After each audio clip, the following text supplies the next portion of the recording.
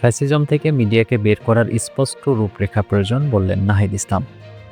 ৫৩ বছরে গণতন্ত্র সুরক্ষিত হয়নি, বারবার ভুলণ্ঠিত হয়েছে মন্তব্য আলী রিয়াজের। শামা ওবায়দের গাড়ি বহরে হামলা, আওয়ামী লীগের ১৮ নেতাকর্মী কারাগারে। জলবায়ু ঝুঁকি মোকাবেলায় স্থানীয়দের মতামতকে গুরুত্ব দিতে হবে মন্তব্য পরিবেশ উপদেষ্টার। শুনছিলেন সংবাদ শিরোনাম, এবারে বিস্তারিত। ফ্যাসিজম থেকে মিডিয়াকে বের করার স্পষ্ট রূপরেখা প্রয়োজন বললেন নাহিদ ইসলাম। জাতীয় নাগরিক পার্টি মুক্ত গণমাধ্যমের পক্ষে বলে জানিয়েছেন দলটির আহ্বায়ক মোহাম্মদ নাহিদ ইসলাম। একই সঙ্গে মিডিয়ার ভিতরে যে ফ্যাসিজম প্রবেশ করেছে সেখান থেকে মিডিয়াকে বের করতে স্পষ্ট রূপরেখা প্রয়োজন বলেও উল্লেখ করেছেন তিনি। বিশ্ব মুক্ত গণমাধ্যম দিবস উপলক্ষে রোববার জাতীয় প্রেস ক্লাবের আব্দুস সালাম হলে সম্পাদক পরিষদ আয়োজিত আলোচনা সভায় নাহিদ এসব কথা বলেন। তিনি বলেন, জাতীয় নাগরিক পার্টি মুক্ত গণমাধ্যমের পক্ষে। আমরা বিশ্বাস করি গণতন্ত্র চর্চার জন্য, মানুষের মত প্রকাশের স্বাধীনতার জন্য মুক্ত গণমাধ্যম অতি গুরুত্বপূর্ণ মানদণ্ড। ফলে মত প্রকাশের অধিকার হরণ থেকে আমাদের আন্দোলনের যাত্রা শুরু। জুলাই গণ অভ্যুত্থানের সেই আকাঙ্ক্ষা নিয়ে বলতে চাই, ভবিষ্যৎ বাংলাদেশে গণমাধ্যমের দলীয়করণ, সরকারের হস্তক্ষেপ, সামাজিক চাপ থেকে বের হয়ে গণমাধ্যম কাজ করতে পারবে এবং সাংবাদিকরা তাদের নিরাপত্তা ও পেশাদারিত্ব বজায় রেখে মানুষের পক্ষে কাজ করতে পারবে। নাহিদ ইসলাম বলেন, মুক্ত গণমাধ্যমের প্রত্যাশা ও আকাঙ্ক্ষায় দীর্ঘদিন ধরে গণতান্ত্রিক শক্তিগুলো লড়াই করেছে। আমরা সাম্প্রতিক সময়ে দেখেছি বাংলাদেশে বিশ্ব মুক্ত গণমাধ্যম সূচকে ১৬ ধাপ এগিয়েছে। এটি আমাদের দেশের জন্য একটি সুখবর হলেও আমাদের আকাঙ্ক্ষা ও প্রত্যাশা ছিল এ দেশের গণমাধ্যম পরিস্থিতি আরও ভালো থাকবে। সেই সূচককে একটি মানদণ্ড ধরলে আমরা এখনও অনেক নিচের দিকে আছি।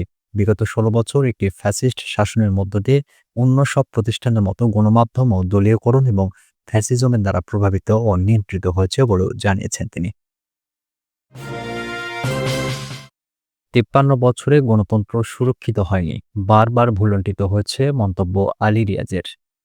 গত ৫৩ বছরে বাংলাদেশের গণতন্ত্র সুরক্ষিত হয়নি, বরং বারবার ভুলণ্ঠিত হয়েছে বলে মন্তব্য করেছেন জাতীয় ঐকমত্য কমিশনের সহ-সভাপতি অধ্যাপক আলী রিয়াজ। রোববার সংসদ ভবনের এলডি হলে জাতীয় ঐকমত্য কমিশনের সঙ্গে বাংলাদেশ সমাজতান্ত্রিক পার্টির আলোচনার সময় তিনি এ মন্তব্য করেন।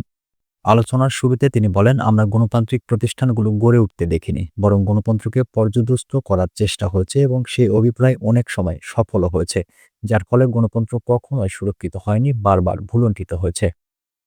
তিনি আরও বলেন, গত বছরের জুলাই আগস্টের গণ অভ্যুত্থান গত ৫৩ বছরের গণতান্ত্রিক আন্দোলনেরই একটি রূপ। এতদিনের সংগ্রামকে ব্যর্থ হতে দেওয়া যাবে না।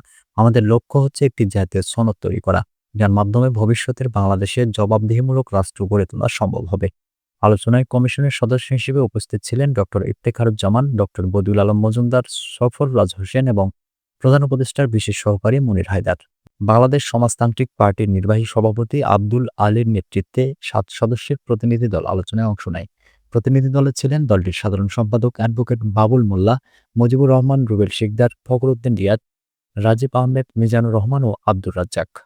জাতীয় ঐকমত্য কমিশনের পক্ষ থেকে এক সংবাদ বিজ্ঞপ্তির মাধ্যমে এসব তথ্য জানানো হয়।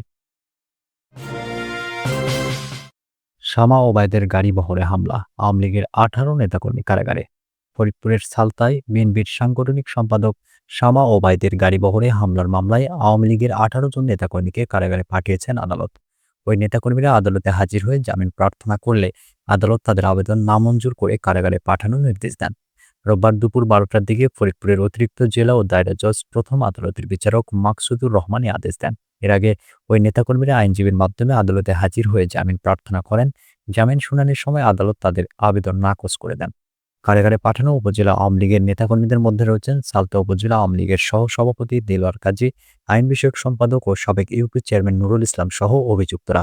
এদের সবার বাড়ি ফরিদপুরের সালতা উপজেলার বিভিন্ন এলাকায়। আদেশ দেওয়ার সময় তারা সবাই আদালতে উপস্থিত ছিলেন। পরে পুলিশ পাহারায় তাদের কারাগারে পাঠানো হয়।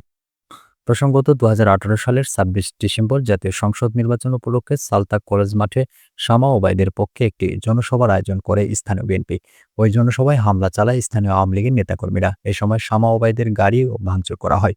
গত ৫ আগস্ট আওয়ামী লীগ সরকারের পতনের পর শামা ওবায়দের গাড়ি ভাঙচুরের ঘটনায় স্থানীয় আওয়ামী লীগের ৮২ জন নেতাকর্মীর নাম উল্লেখ করে এবং অজ্ঞাতনামা ২০০ থেকে ৩০০ জনকে আসামি করে সালতা থানায় দ্রুত বিচার আইনে মামলা করেন সালতা উপজেলা বিএনপির সদস্য আব্দুর রব মাতব্বর। জলবায়ু ঝুঁকি মোকাবেলায় স্থানীয়দের মতামতকে গুরুত্ব দিতে হবে, মন্তব্য পরিবেশ উপদেষ্টার।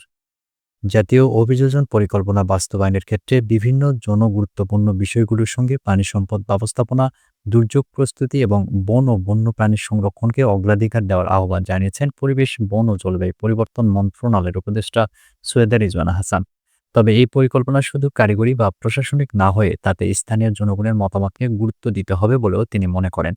রোববার রাজধানীর পান্থপথে পানি ভবনে আয়োজিত এক মতবিনিময় সভায় তিনি এই কথা বলেন।